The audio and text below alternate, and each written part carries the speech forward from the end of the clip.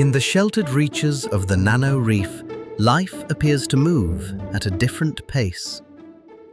It is a world of exquisite detail and apparent tranquility. Here, every inhabitant has a role to play in this complex underwater tapestry.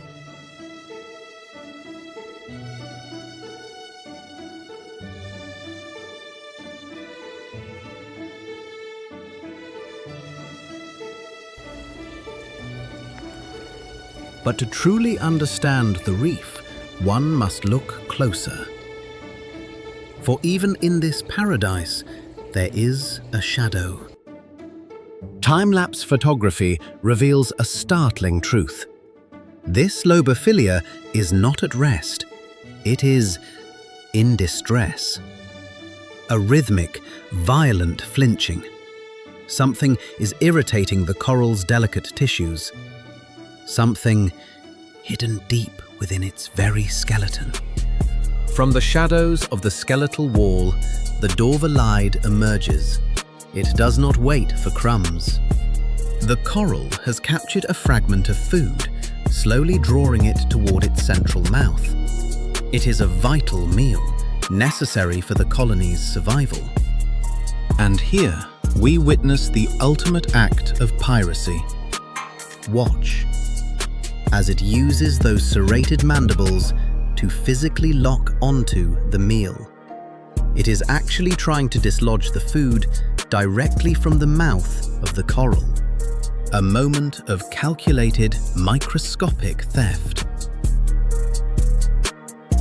Early attempts at containment were met with underwhelming results. The traditional methods of the reef keeper, the baited trap, the clever lure, proved to be no match for the Dorvilleid's instincts.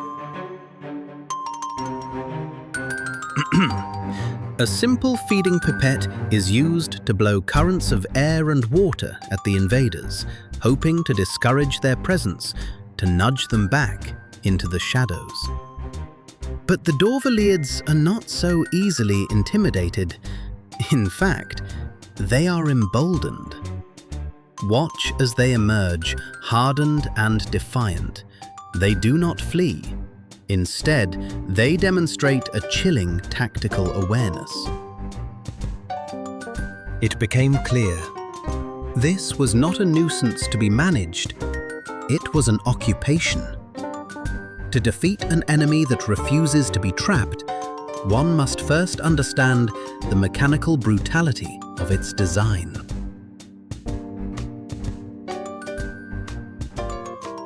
To understand why they are so difficult to dislodge, we must examine their biology. Alive, they are masterpieces of movement. Flexible, fast, and driven by a primal urge to consume. Dead, they reveal the sheer numbers that a single rock can harbor. At the front, the bulbous white head stands out against the reef's colors like a ghost. Atop this crown sit the translucent eyes. They are simple, light-sensitive orbs designed to detect the sudden shadow of a predator.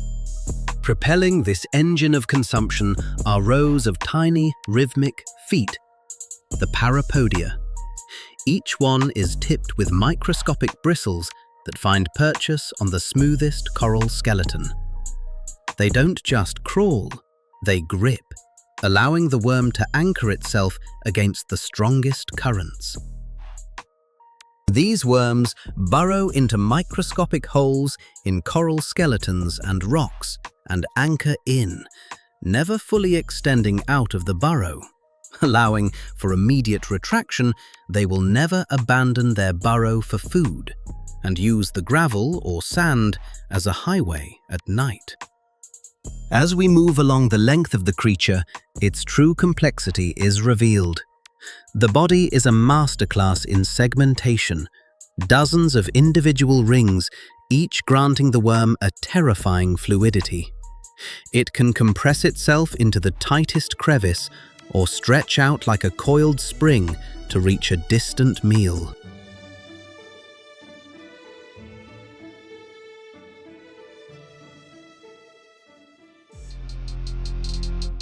But beneath that ghostly exterior lies the machine's dark heart, the mandibles.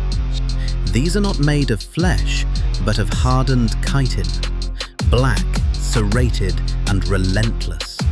They operate with mechanical precision, snapping shut with enough force to pierce the delicate polyps of the lobophilia. And so begins the Worm Wars. Galactic Stream Studio. Archive scan, Orion Arm, Sector Theta.